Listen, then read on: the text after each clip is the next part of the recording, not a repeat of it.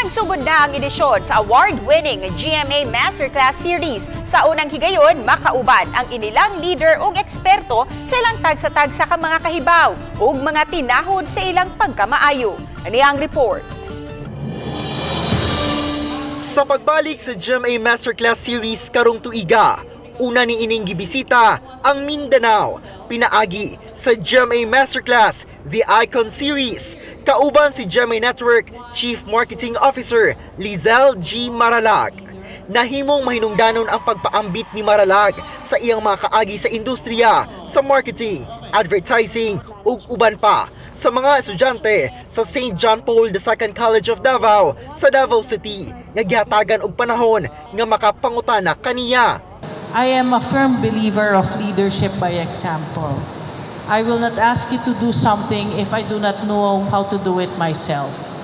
Sa ikaduhang leg nga gipahigayon sa jam-packed auditorium sa Notre Dame of the Jangas University sa General Santos City, nahimong interesado sab ang mga estudyante sa importansya sa marketing sa pagpalambo sa ekonomiya. How can we help the economy in general?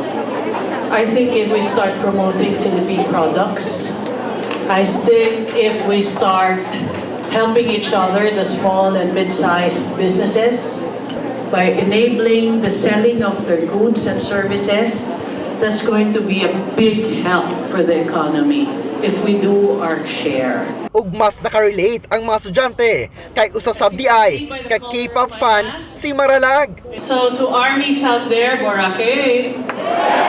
Kini ang unang leg karong tuiga sa mas gipalapdan nga kampanya sa GMA Regional TV and Synergy sa paghatod og impormasyon ug edukasyon sa kabataan, pinaagi sa GMA Masterclass series sa pagpanguna ni First Vice President and Head sa GMA Regional TV and Synergy ug Acting Head sa GMA Integrated News, Oliver Victor B. Amoroso.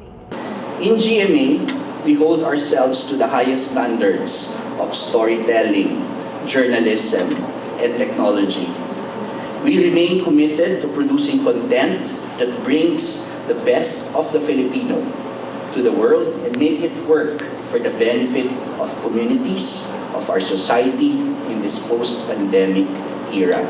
Nagpasalamat sab ang mga estudyante ug dagdumala sa St. John Paul II College of Davao ug Notre Dame of the Jangas University sa ilang bag-ong mga natun-an. This is when the theory that you learn in class will be validated and substantiated with her industry experience and expertise.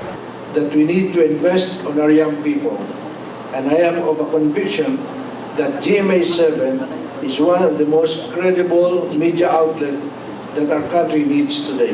Ako si Gil Relator, Balitang Bisdak.